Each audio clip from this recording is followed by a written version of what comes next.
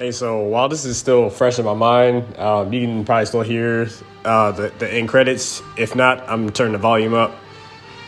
But yeah, that is the end credit sound for Spider-Man Miles Morales. I really got to say, it was a pleasure playing this game. It was fun.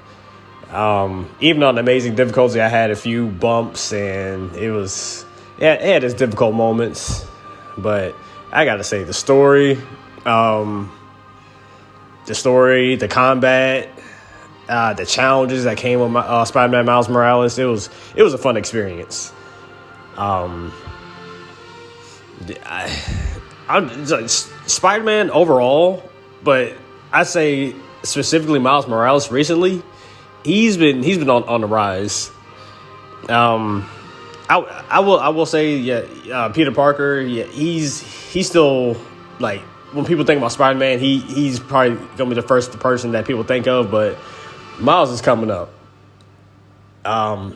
Even for people who may not be that big into Spider-Man, I doubt people even think about people like Ben Reilly or even Kane Parker.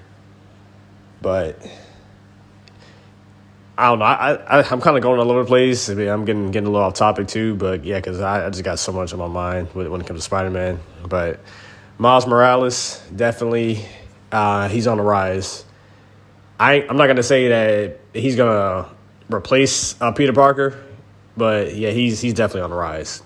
But yeah, getting back to the game, I ain't gonna lie, I did get a little teary-eyed at the end of the game because even though it's been 2 years, I'm just gonna spoil it. That Finn battle, oh my goodness, I got killed twice battling her, and I was playing on amazing difficulty. I can only imagine it if it was on like ultimate. But yeah, that was a good final battle. Very challenging. I will say that Miles putting himself on the line to save Harlem, that was something very, very heroic, something I respect. And I'm not gonna lie, if I were to go out at a young age before I even hit 30, I'd want to go out doing something similar to that. It may sound kind of cliche or kind of like weird, but I don't know. It's just something about doing something good for the greater of the world, or just some even if it's a small part. I don't know. I just feel like it just shows how selfless some people can be. And then,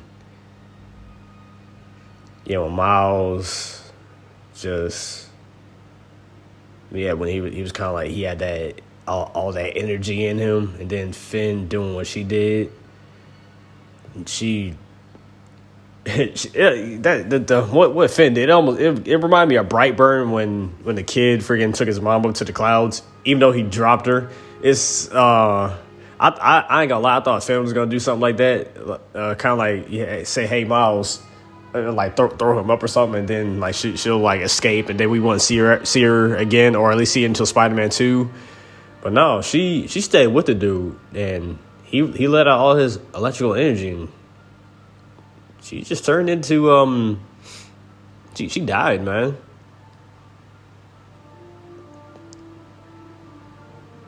I don't know. It's kind of heartbreaking, like when you have a childhood friend like that.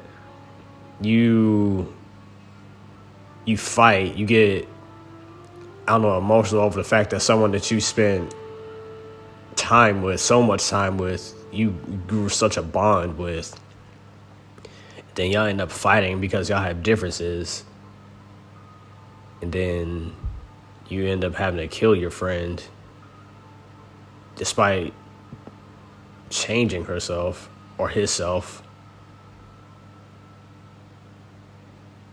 I don't know. Just a last second change of heart. That, I don't know. I feel like that's kind of like what made it a little emotional, because of her change of heart and her sacrifice, pretty much. Because who knows what the fuck would have happened had Miles actually stayed down. She could have ran the fuck away and be like, yo, you on your own, homie. And then he just let out all his electrical energy. He probably could have killed his mother. That probably would have left even more of an emotional scar on Miles. Had to watch his dad die. Or at least know that his dad died in the way he did. And then now he fucking let out all this electrical energy and killed his mom. But it didn't happen that way. And then at the end of the game, Miles, 4 weeks later, is happy and about to live his best life. Well, I ain't gonna say live his best life based on what we've seen in Spider-Man 2 so far. But he's fighting crime with Peter Parker. My voice is trapped. But yeah, he's about to fight crime with Peter Parker, and they're about to do some good things in New York City for Marvel Spider-Man 2. I am very curious how Harry is going to tie into the story now that I've seen what is going on. It'll be very interesting to see if Harry Osborn is going to be Venom in Spider-Man 2. I mean, personally, I haven't read the comics in a long-ass time. I've seen somebody comment, I think on it was on one of the social media platforms, either TikTok or Instagram, that Harry ended up being Venom in the comics, which I did not know. I knew Harry was Hobgoblin in the comics, the Ultimate Comics, but I never knew him to be Venom. So if Insomniac Games or Marvel Studios, or not Marvel Studios, but Insomniac Games or Marvel decided to take that type of route, either way, I'm all for it. Shoot, I'm ready. I'm ready for Marvel Spider-Man 2. Fighting Kraven the Hunter, Lizard, Venom.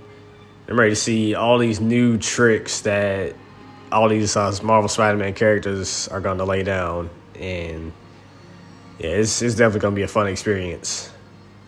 So I don't know. Yeah, just wanted to get my thoughts out. It's already getting long enough. Pause. Resume. But yeah, I'm getting my thoughts out, and I really enjoy playing Marvel Spider-Man 2. So if anyone happens to listen to this and you haven't played, hell, if you haven't even played Marvel Spider-Man yet, I would definitely suggest getting at minimum a PS4, because you can play both the games on PS4. And if you're very lucky, get yourself a PS5 and experience this game, because it is worth it. But other than that, everybody have a great day. Live your best life. Don't do nothing crazy. Do something that your mother would be proud of, and enjoy the rest of your day.